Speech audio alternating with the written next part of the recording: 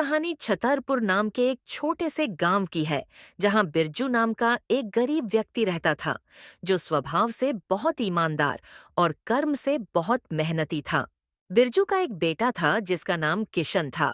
किशन भी अपने पिता की तरह बहुत मेहनती था। किशन जब छोटा था, तभी उसकी माँ का किसी बड़ी बीमारी के चलते देहांत हो गया था, जिसके पश्चात किशन के पिताजी ने फैसला किया कि वह दूसरी शादी कभी नहीं करेंगे और खुद ही किशन को पालेंगे। दोनों पिता पुत्र राजा सूर्यभान के यहाँ काम करते थे। दोनों का काम राजमहल के पूरे बगीचे में पानी डालना और उसकी देखभाल करना था। दिन भर मेहनत करने के बाद राजमहल से उन्हें केवल 2 किलो अनाज मिलता था। 2 किलो अनाज में बिरजू और किशन का बड़ी मुश्किल से गुजारा होता था, इसलिए वह दोनों हमेशा भूखे ही रहते थे या फिर आधा पेट अनाज खाकर अपना गुजारा करते थे। दोनों राजमहल से मिलने वाले अनाज से खुश नहीं थे, परंतु उनमें इतनी हिम्मत नहीं थी कि वो राजा से इस बारे में कह सके। इस सब की बिरजू को तो आदत पड़ चुकी थी, परंतु किशन अभी हट्टा कट्टा था और उसके शरीर के हिसाब से उसे बहुत कम खुराक मिल रही थी, जिससे वो बहुत नाराज था। इसी सिलसिले में एक दिन वो अपने पिता से बात करता है। पिताजी, हमें राजा के यहाँ काम करना छोड़ देना चाहिए और कुछ और काम करना चाहिए। किशन के मुंह से ये बात सुनकर बिरजू तो चौंक जाता है। क्या कहा? राजा के यहाँ का काम छोड़ दे? कहीं तुम पागल तो नहीं हो गए हो? नहीं पिताजी, मैं सही कह रहा हूँ। हमें राजा के यहाँ काम करना छोड़ देना चाहिए। आखिर इतनी मेहनत करके हमें मिलता क्या है? बस 2 किलो अनाज। इतने कम अनाज से ना तो हमारा पेट ठीक से भर पाता है और ना हमारा ठीक से गुजारा हो पाता है। और यदि हम सही से खाएंगे नहीं तो हम काम कैसे करेंगे? इससे अच्छा अगर हम किसी दूसरे शहर में जाकर नौकरी करेंगे तो कम से कम इससे ज्यादा कमाएंगे और अभी जिस तरह रह रहे हैं उससे अच्छी हालत में रहेंगे। बिरजू भी किशन की बात से सहमति रखता था, परंतु वो राजा से बहुत डरता था, जिस कारण वो राजा की नौकरी नहीं छोड़ पाता था। बेटा, तू सही कहता है। भूखे रहने से मेरी तबीयत भी खराब रहती है। भूखे रहने के कारण कभी कभी तो मुझे दिखाई भी नहीं देता है। लेकिन हम राजा की नौकरी नहीं छोड़ सकते। अगर हम राजा की नौकरी छोड़कर भाग गए और कहीं और जाकर काम करने लगे तो राजा हमें ढूंढकर बहुत दर्दनाक सजा देगा। हमारी भलाई इसी में है कि हम चुपचाप राजा के यहाँ काम करते रहे। चल, अब इन बातों को छोड़ और जल्दी जाकर जंगल से थोड़ी सूखी लकड़ियां लेकर आ जा। तब तक मैं खाना बनाने की तैयारी करता हूँ। पिता का डर देखकर और ऐसी बातें सुनकर किशन भी डर जाता है और दूसरे शहर जाकर नौकरी करने का अपना ख्याल छोड़ देता है। बिरजू और किशन की बीच की बात खत्म हुई और किशन वहां से जंगल की ओर लकड़ियां लेने चला जाता है। किशन के जाने के कुछ समय बाद उसके घर पर मीरा चाची आ जाती है, जो उनके घर से थोड़ी दूरी पर रहती है। बिरजू भाई, क्या हो रहा है? सब कुशल मंगल है ना? हाँ बहन, सब बढ़िया है। और बताइए, कैसे आना हुआ? मुझसे कोई काम था क्या? नहीं बिरजू भाई, कोई काम नहीं था। बस एक जरूरी बात करनी थी तुमसे, तो चली आई। हाँ बोलिए ना, क्या जरूरी बात करनी है मुझसे? बिरजू भाई, तुम्हारी पत्नी के गुजरने के बाद तुमने बहुत दुख देखे हैं। उसके जाने के बाद घर संभालना और साथ साथ काम करना, और अब भी वही कर रहे हो। अब तो तुम्हारा बेटा जवान हो गया है, तुम उसकी शादी क्यों नहीं करा देते? बहू आएगी तो घर संभाल लेगी, तो कम से कम घर के कामों से तो तुम्हें छुट्टी मिल जाएगी। मीरा बहन पर किशन की शादी हुए तो 1 साल बीत चुका है। क्या कहा तुमने? किशन की शादी हुए 1 साल बीत चुका है? लेकिन तुमने ये बात तो अब तक किसी को बताई ही नहीं है। ऐसी क्या वजह है जो तुमने इतनी बड़ी बात छुपा कर रखी है? नहीं बहन, ऐसी कोई वजह तो नहीं है। किशन की औरत अपने माँ के यहाँ है। जरा मुझे भी तो बताना, आखिर बहू अपने माँ के यहाँ क्यों है? तुमने उसे वहाँ क्यों छोड़ रखा है? बेटे की शादी क्या बहू को मायके में छोड़ने के लिए की है? तुम किशन से कहते क्यों नहीं हो कि वो अपने पत्नी को उसके मायके से लेकर आए? तुम आज ही किशन को भेज दो बहू को अपने मायके से लेकर आने के लिए। कैसे भेज दूं बहन? तुम तो देख ही रही हो, हमें गरीबी चारों तरफ से घेरे हुई है। हमारे घर में बहू को सोने के लिए एक चारपाई तक नहीं है और हमारे पास इतने पैसे भी नहीं हैं कि हम बाजार से चारपाई खरीद कर ला सके। और तो और, ना ही किशन के पास ऐसे कपड़े हैं जिन्हें पहनकर वो अपने ससुराल जा सके। हमारी हालत इतनी खराब है कि किशन के पास केवल 2 जोड़ी कपड़े हैं और उनमें से एक तो बुरी तरह से फटा हुआ है, और फटे हुए कपड़े पहनकर ससुराल जाता हुआ किशन भला कैसे अच्छा लगेगा। अरे वाह बिरजू भाई, मैं तो तुम्हें बड़ा होशियार समझती थी, मगर तुम तो बहुत बड़े मूर्ख निकले। बस इतनी सी बात के लिए तुमने किशन की पत्नी को उसके मायके छोड़ रखा है। मैं तो सोच रही थी कोई बड़ा बखेड़ा होगा, मगर ये भी कोई बात हुई। चारपाई और कपड़ों की वजह से तुम घर की बहू को घर नहीं लेकर आ रहे हो। चलो, मैं दूंगी तुम्हें चारपाई अपने घर की, जिस पर बहू सो बैठ सके, और मोहन के लिए नए कपड़े भी खरीद कर लाऊंगी। नहीं मीरा बहन, रहने दीजिए। आप क्यों खामखा में परेशान हो रही हो। इसमें परेशानी किस बात की भाई? आखिर किशन मेरे भी तो बच्चे जैसा है। फिर इतना कहकर मीरा चाची अपने घर की ओर चल देती है। मीरा चाची के जाने के बाद बिरजू सोचने लगता है। ठीक ही तो कह रही थी मीरा बहन, मुझे अपनी बहू को अपने यहाँ बुला लेना चाहिए। अगर बहू आ जाएगी तो हमें भी घर के कामों से राहत मिल जाएगी। मैं कल ही भेज दूंगा किशन को, ताकि वो बहू को लेकर आ जाए। फिर कुछ समय बाद मीरा चाची वापस आकर अपने घर से बिरजू के लिए चारपाई और किशन के लिए नए कपड़े छोड़ जाती है, ताकि किशन उसकी पत्नी को अपने घर लेकर आ सके। मीरा चाची के जाने के कुछ देर बाद किशन जंगल से लकड़ियां काटकर जब घर लौटा, तब उसने घर में रखी चारपाई देखी और अचानक घर पर चारपाई देखकर वो अपने पिता बिरजू से पूछने लगा। पिताजी, मुझे जंगल गए बस कुछ ही समय हुआ था, उतने में आप ये चारपाई कहाँ से लेकर आ गए? बेटा, ये चारपाई मैं नहीं लेकर आया। ये तो थोड़ी दूरी पर रहने वाली मीरा बहन ने हमें दिया है, और उन्होंने तुम्हारे लिए नए कपड़े भी लाकर दिए हैं। लेकिन पिताजी, मीरा चाची ने ये चारपाई और नए कपड़े क्यों दिए हैं? बेटा, ये चारपाई हमारे लिए नहीं, बल्कि तुम्हारे पत्नी के लिए दिया है, और नए कपड़े तुम्हारे लिए, ताकि तुम अपने ससुराल जा सको। बेटा, इन नए कपड़ों को पहनकर तुम कल अपने ससुराल चले जाना और अपनी पत्नी को लेकर आना। लेकिन पिताजी, हम अपना पेट ही बड़ी मुश्किल से भर पाते हैं, ऐसे में हम सुरीली को क्या खिला पाएंगे? वह हमारे घर का ऐसा हाल देखेगी तो क्या सोचेगी? हाँ बेटा, मैं समझ रहा हूं तेरी बात भी, पर हम बहू को जिंदगी भर ऐसे ही उसके मायके में भी तो नहीं छोड़ सकते हैं ना। आखिर कभी ना कभी तो हमें उसको यहां लेकर आना ही होगा। इसलिए मैं कह रहा हूं कि तू कल ही जाकर बहू को उसके मायके से ले आ। ठीक है पिताजी, जैसी आपकी मर्जी। मैं कल ही जाकर सुरीली को उसके मायके से ले आऊंगा।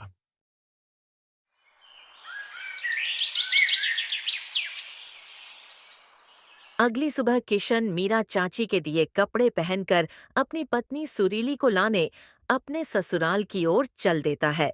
ससुराल में किशन की बहुत खातिरदारी होती है। किशन एक हफ्ते तक अपने ससुराल में ही रुक जाता है। देखते देखते एक हफ्ता बीत जाता है। उसके बाद किशन अपनी पत्नी सुरीली को लेकर अपने घर चल देता है, लेकिन रास्ते में किशन सोचने लगता है। अभी तो हमारा घर बहुत ही गंदगी से भरा हुआ होगा। सुरीली देखेगी तो हमारे बारे में क्या सोचेगी? एक काम करता हूँ, अभी के लिए मैं सुरीली को मीरा चाची के घर छोड़ आता हूँ। उसके बाद मैं अपने घर की सफाई कर लूंगा, फिर सुरीली को अपने घर ले आऊंगा। किशन अपनी पत्नी को मीरा चाची के घर छोड़कर अपने घर चला जाता है। परंतु जब बिरजू ने किशन को घर अकेले आते देखा, तो उसने किशन से पूछा। बेटा, तू अकेले ही आ रहा है, तेरी पत्नी कहाँ है? तू उसे क्यों नहीं लेकर आया? पिताजी, मैं सुरीली को ले आया हूँ, परंतु अभी के लिए मैं उसे मीरा चाची के यहाँ छोड़ आया हूँ, क्योंकि हमारा घर अभी बहुत गंदा है और घर का सारा सामान इधर उधर बिखरा पड़ा है। सुरीली ये सब देखेगी तो शायद उसे ये सब अच्छा ना लगे। जब मैं घर की साफ सफाई कर लूंगा तो सुरीली को चाची के यहाँ से ले आऊंगा। साफ सफाई तो होती रहेगी। पहले तू महाराज के पास चल, वे तुझे 4 दिन से रोज बुला रहे हैं। मैं उनसे रोज कोई ना कोई बहाना कर देता हूं। तुझे अपने ससुराल में हफ्ते भर नहीं रुकना चाहिए था। पता नहीं महाराज तुझे क्यों रोज ढूंढ रहे हैं। किशन बगैर सफाई किए केवल अपने नए कपड़े बदलकर अपने पिता के साथ राजमहल की ओर चल पड़ता है। अब शाम होने को थी। इधर बिरजू और किशन राजमहल से अपने घर लौटने को थे, और उधर मीरा चाची ने अपने घर पर सुरीली की खूब खातिरदारी की और फिर सुरीली से कहा। बेटी, तुम बहुत समझदार हो। भगवान तुम्हें हमेशा खुश रखे। चलो मेरे साथ, मैं तुम्हें तुम्हारे घर छोड़ आती हूँ। चाची की बात सुनकर सुरीली को बड़ा आश्चर्य हुआ। सुरीली मन ही मन सोचने लगी कि क्या ये घर उसका नहीं है, तो उसने चाची से हिचकिचाते हुए पूछा। माँ जी, अगर ये घर किशन का नहीं है तो फिर किशन का घर कौन सा है? बेटी, किशन राजा के यहाँ काम करने गया है, इसलिए तुझे मेरे घर छोड़ दिया था। तू अभी नई नवेली दुल्हन है, घर में भला अकेली कैसे रहती? अब तो वो काम करके आने ही वाला होगा। उसके आने से पहले मैं तुझे तेरे घर छोड़ देती हूँ। फिर मीरा चाची सुरीली को उसके घर छोड़ आती है। सुरीली को किशन का घर देखकर बहुत आश्चर्य हुआ। पूरा घर गंदा पड़ा था। घर देखने में ऐसा लग रहा था जैसे सालों से घर में झाड़ू नहीं लगा हो। घर का सारा सामान इधर उधर बिखरा पड़ा था। एक कोने में 2-3 जोड़ी कपड़े रखे हुए थे। उन पर भी धूल की परत बिछी पड़ी थी। घर की ऐसी हालत देखकर सुरीली की आंखों में आंसू आ जाते हैं। हे भगवान, पिछले जन्म में मैंने ऐसे कौन से पाप किए थे जिसकी सजा मुझे इस जन्म में मिल रही है। इस घर की हालत तो बहुत खराब है और इस घर में तो कुछ भी नहीं है। अब मैं क्या करूं, मुझे तो कुछ भी समझ में नहीं आ रहा है। सुरीली बहुत ही होशियार और समझदार थी। उसने सोचा कि ये मेरे नसीब का एक हिस्सा है और मुझे कैसे भी करके इस मुश्किल से गुजरना ही होगा। वो हिम्मत करके उठी और घर के साफ सफाई में लग गई। कुछ ही देर में उसने पूरे घर को साफ कर दिया और इधर उधर बिखरा हुआ सामान सही तरीके से सजा दिया। उसके बाद वो मीरा चाची के दिए हुए चारपाई पर बैठकर किशन के आने का इंतजार करने लगी। इंतजार करते करते रात होने वाली थी, मगर किशन और उसके पिता अभी तक घर नहीं आए थे। अब सुरीली बेचैन होने लगी थी। उसका दिल घबराने लगा कि कहीं कोई चोर उचक्का उसके घर में न घुस जाए। उसके दिमाग में तरह तरह के ख्याल आने लगते हैं। उतने में ही किशन और उसके पिता हाथ में अनाज की बोरी लिए घर पर आ जाते हैं। घर में आकर उन्होंने देखा कि उनके घर का तो नक्शा ही बदल गया था। जो घर हमेशा कूड़े का ढेर बना रहता था, आज वो हीरे की तरह चमक रहा था। ये देखकर दोनों बाप बेटे बहुत खुश हो जाते हैं। किशन ने 2 किलो अनाज जो उन्हें राजमहल से मिलता था, अपने पत्नी को दे दिया और फिर उससे बोला। लो सुरीली, ये अनाज आज के लिए है, इसे पका लो। सुरीली को 3 लोगों के लिए इतना कम अनाज देखकर बहुत ही आश्चर्य हुआ। वो किशन से पूछने लगी। इतना अनाज तो 3 लोगों के लिए बहुत कम है। आपको अनाज थोड़ा ज्यादा लाना चाहिए था। सुरीली, राजमहल से हमारे काम के बदले केवल 2 किलो अनाज ही मिलता है। अब तुम ही बताओ, मैं ज्यादा अनाज कहाँ से ले आता? आप लोग राजमहल में पूरे दिन काम करते हो और उसके बदले राजमहल से आप लोगों को केवल 2 किलो अनाज मिलता है।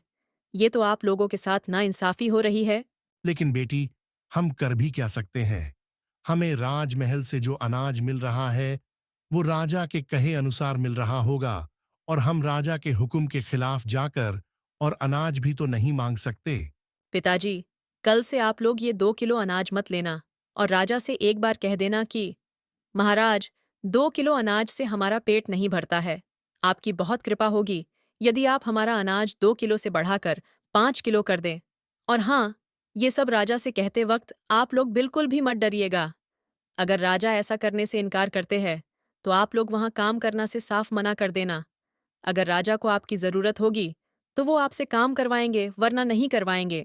सुरीली, अभी तुम राजा को नहीं जानती हो, इसलिए ऐसी बातें कर रही हो। अगर राजा को पता चल गया ना, तो वो हमारी जबान कटवा देंगे। ऐसे कैसे राजा तुम्हारी जबान कटवा देंगे? तुमने कोई गलत काम तो नहीं किया है ना? तुमने किसी को लूटा तो नहीं है और ना ही झूठ बोल रहे हो। सिर्फ अपना हक ही तो मांग रहे हो। तो फिर तुम्हें किस बात का डर है? और जो व्यक्ति अपना हक नहीं मांग सकता वो जिंदगी में कुछ नहीं कर सकता। राजा आप लोगों को कुछ नहीं करेंगे। इसलिए तो मैं कह रही हूँ, एक बार राजा से अनाज बढ़ाने के लिए जरूर से कहना। ठीक है बेटी, तुम इतना कह रही हो तो मैं कल राजा से जरूर बात करूंगा। अभी के लिए तुम इस अनाज को बना लो। उस रात सुरीली भी मान जाती है और सबके लिए उन्हीं 2 किलो अनाज से खाना बना लेती है।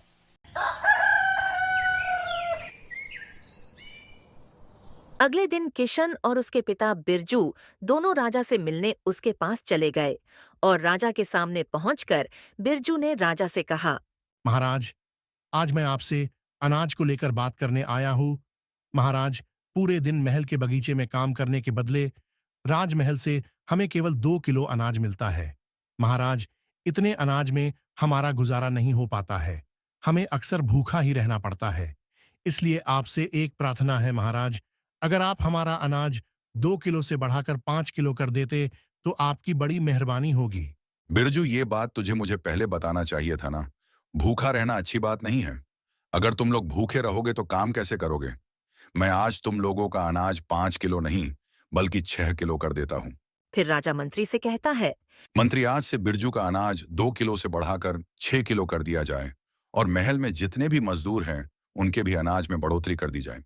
राजा का फैसला सुनकर दोनों बाप बेटे बहुत खुश हुए और 6 किलो अनाज लेकर खुशी खुशी घर चले गए। जब सुरीली ने किशन के पास अनाज की बड़ी बोरी देखी, तब वो समझ गई कि राजा ने उनकी बात मान ली है। इस बोरी को देखकर लग रहा है कि राजा ने अनाज की मात्रा बढ़ा दी है। उन्होंने कुछ बोला तो नहीं? नहीं बेटी, राजा ने कुछ भी नहीं बोला। हमने तो महाराज से केवल 5 किलो अनाज मांगा था, लेकिन उन्होंने तो हमें 6 किलो दे दिया। आज से हमें रोजाना हमारे मेहनत के बदले 6 किलो अनाज मिलेगा। हम लोग खामखा महाराज से डर रहे थे, लेकिन महाराज तो बहुत दयालु है। उन्होंने हमारे साथ साथ राजमहल में काम करने वाले सभी मजदूरों के राशन में भी बढ़ोतरी कर दी है। सभी घर वाले बहुत खुश थे। बिरजू ने सुरीली को बहुत दुआएं दी। सुरीली बहुत होशियार थी। राजा द्वारा दिए गए अनाज में से वो हर बार थोड़ा थोड़ा अनाज बचा लिया करती थी। इसी तरह कुछ महीनों तक उसने यही काम किया।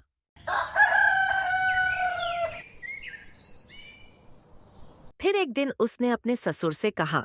पिताजी, आज आप जब राजमहल जाओगे, तब आप महाराज से मिलकर कहना कि मैंने अपने बेटे की शादी कर दी है। अब हम परिवार में 3 सदस्य हो चुके हैं, और आप जो हमें अनाज देते हैं, उससे हमारा गुजारा नहीं हो पाएगा। आपकी बड़ी कृपा होगी अगर आप हमारा अनाज थोड़ा और बढ़ा देते तो। ठीक है बेटी, मैं कल काम करने के बाद जब मैं महाराज से मिलूंगा तब उनसे ये बात कहूंगा।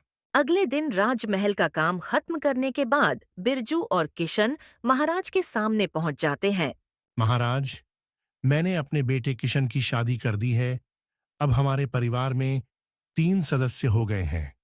अगर आप हमारा अनाज थोड़ा और बढ़ा देंगे तो आपकी बड़ी कृपा होगी। हाँ, तो तुमने बहुत अच्छा किया बिरजू, जो तुमने किशन की शादी कर दी। मैं आज ही मंत्री से कहकर तुम्हारा अनाज बढ़ा दूंगा।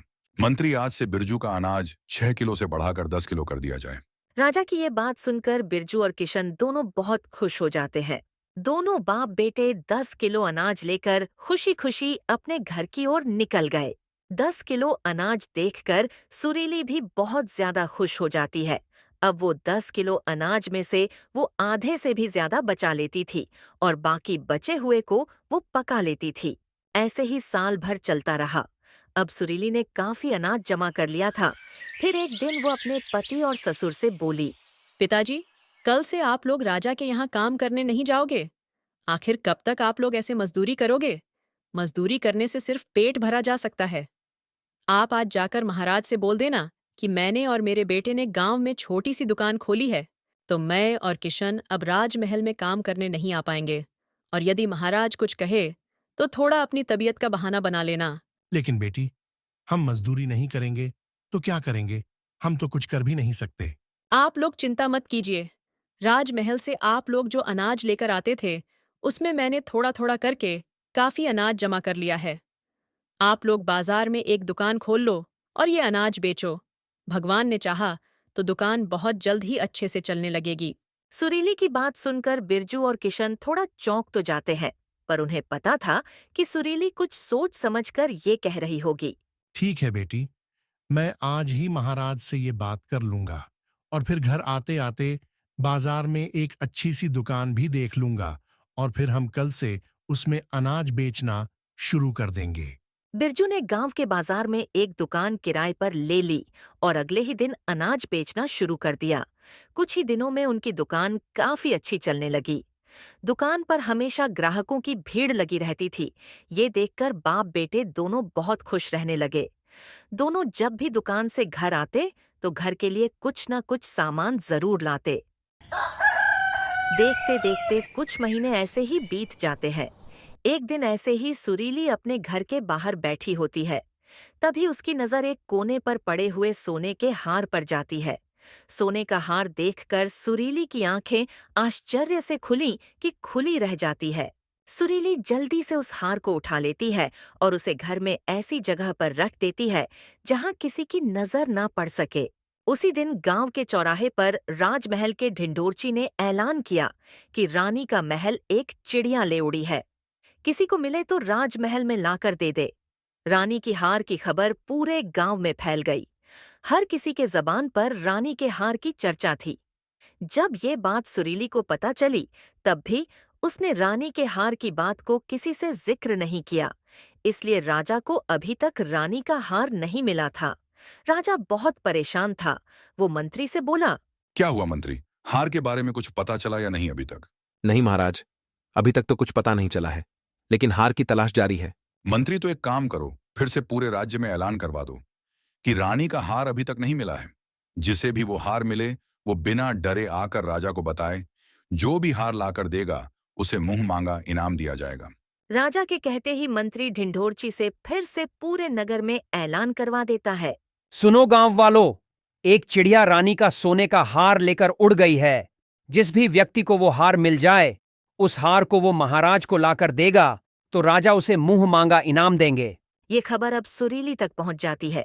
सुरीली फौरन से अपने पति और ससुर से कहती है, मैंने सुना है कि रानी का सोने का हार कोई चिड़िया लेकर उड़ गई है और राजा उसे ढूंढ रहे हैं, और जो भी उसे ढूंढेगा उसे राजा मुंह मांगा इनाम देंगे। कहीं राजा झूठ तो नहीं बोल रहे हैं? नहीं बहू, राजा कभी झूठ नहीं बोलते हैं। वो जो भी बोलते हैं उसे जरूर पूरा करते हैं। पिताजी, वो रानी का सोने का हार हमारे घर के बाहर पड़ा हुआ था। अब वो हार मेरे पास है। आप वो हार ले जाकर राजा को दे दीजिए। सुरीली वो सोने का हार निकालकर बिरजू को दे देती है। बिरजू भी वो सोने का हार ले जाकर राजा को दे देता है। रानी का हार देखकर राजा भी बहुत खुश होता है। हार मिलने की खुशी में राजा बिरजू से कहता है, बिरजू, आज मैं बहुत खुश हूं और शर्त के मुताबिक तुम्हें जो मांगना है मांग लो। बिरजू, मैं जानता हूं तुम एक सच्चे और ईमानदार व्यक्ति हो, लेकिन तुम्हें कुछ ना कुछ तो चाहिए ही होगा। मैं आज तुम्हें जो चाहिए वो देने तैयारी हूं। मांगो, क्या चाहिए तुम्हें? ठीक है महाराज, अगर आप इतना कह रहे हैं तो एक बार मैं मेरे परिवार वालों से बात कर लेता हूँ, फिर आपको बताता हूँ। ठीक है बिरजू, तुम अपने परिवार वालों से बात करके मुझे कल बता देना। बिरजू राजा को रानी का हार लौटाकर अपने घर चला जाता है। घर पहुंचकर वो सुरीली से कहता है, बेटी महाराज मुझे इनाम देना चाहते थे, लेकिन मैंने उन्हें कह दिया कि मैं एक बार अपने परिवार वालों से बात करके बताऊंगा। आपने बहुत अच्छा किया पिताजी। अब आप कल महाराज से मिलकर उनसे कहना कि क्या आप मुझे थोड़ी सी जमीन दे सकते हैं, जिस पर खेती करके मैं अपने परिवार का गुजारा अच्छे से कर सकूंगा। ठीक है बेटी, जैसा तुम कह रही हो मैं कल महाराज से वैसे ही कहूंगा। अगले दिन बिरजू राजमहल पहुंचकर राजा के सामने खड़ा हो गया और बिरजू को देखकर राजा ने बिरजू से कहा, कहो बिरजू, अपने परिवार वालों से क्या बात करके आए हो? महाराज, अगर आप मुझे थोड़ी सी जमीन दे देते तो मैं उस पर खेती करके अपने परिवार का अच्छे से पालन पोषण कर सकूंगा। ठीक है बिरजू, मैं आज ही मंत्री से कहकर गांव में 5 बीघा जमीन दिलवा देता हूं। मेरी दुआ है कि तुम इस जमीन पर खेती करके खूब फूलों फलों और खूब तरक्की करो। फिर राजा मंत्री से कहकर बिरजू को गांव के अंदर 5 बीघा जमीन दिलवा देता है। अब किशन दिन रात खेतों में मेहनत करता है और बिरजू अपनी अनाज की दुकान चलाता है। कुछ ही दिनों में वो बहुत धनी हो जाते हैं।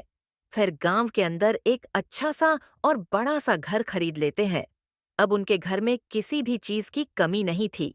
इस तरह सुरीली की समझदारी और चालाकी से कुछ ही दिनों में बिरजू और किशन की गरीबी के दिन दूर हो जाते हैं और अमीरी के दिन आ जाते हैं।